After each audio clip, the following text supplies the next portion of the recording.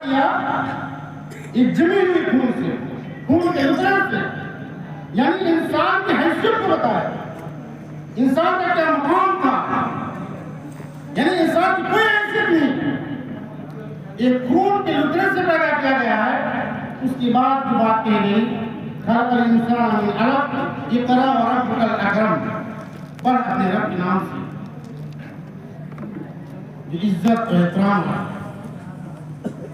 الذی علم بالقلم، اور جس نے تمہیں علم سکھایا قلم کے ذریعے سے،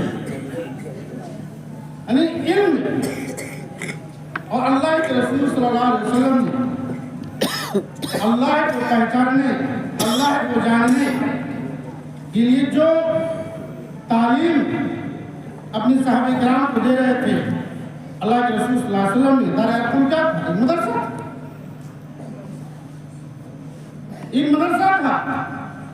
اور جن لوگوں نے دین حق تعلیم حاصل کی، ان لوگوں کا مقام و مرتبہ اس دنیا کے اندر بھی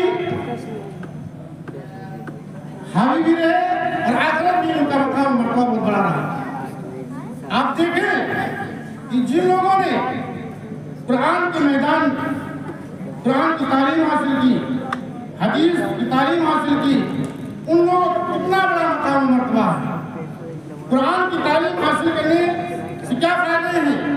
قرآن کی تعلیم حاصل کرنے کے فائدے یہ ہیں کہ سماج کے اندر سے برائیوں کو پھینک دینا، سماج کے اندر سے جتنی برائیاں پنپ رہی ہیں اس کو ختم کرنا۔ لیکن جب ہمیں تعلیم نہیں حاصل ہوگی، ہم جانیں گے نہیں، تو ہم کیا ختم کریں گے؟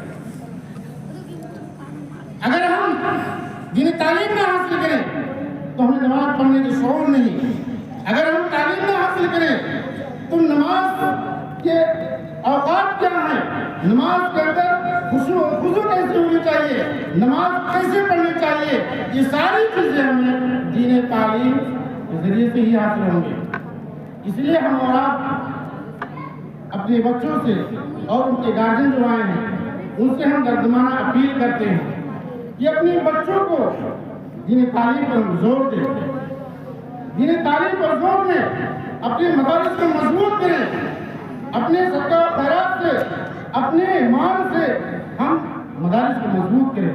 وہ ہمارے قلعے ہیں، وہ ہماری شان ہے۔ میں ایک بات بتا کے ختم کرتا ہوں۔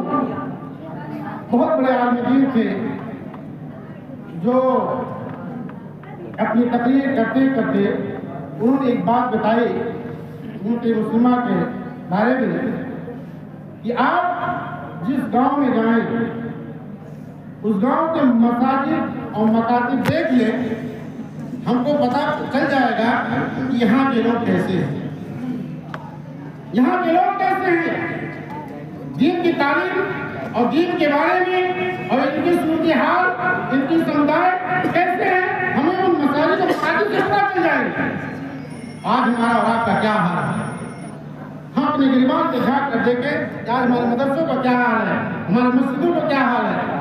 نہ مسجدیں آباد ہیں اور مدرسوں میں بچے تعلیم حاصل کر رہے ہیں۔ اگر کر رہے ہیں تعلیم تو دین تعلیم کے لیے نہیں، اللہ کے پیغام کو آگے بڑھانے کے لیے نہیں، لیکن ماں باپ کی تمنائیں ہوتی ہیں کہ بچہ جب پڑھے گا لکھے گا تو پیسے کمائے گا۔ یہ تمنا ہمارے ماں باپ کے اندر، گارجن کے اندر نہیں ہوتی ہے کہ بچہ جب تعلیم حاصل کرے گا تو اللہ کے پیغام کو لوگوں تک پہنچائے گا۔ یہ جذبہ ہونا چاہیے۔ وقت ہمارا ختم ہو چکا ہے۔ اللہ تعالیٰ سے یہ دعا ہے کہ آمین، ہم تمام لوگوں کو اللہ کے رسول کے احکام کے مطابق زندگی گزارنے کی توفیق دے، اور اللہ تعالیٰ سے دعا ہے کہ آمین، ہم تمام لوگوں کو اپنے مساجد مکاتب کو مضبوط کرنے کی توفیق عطا فرما۔ آمین۔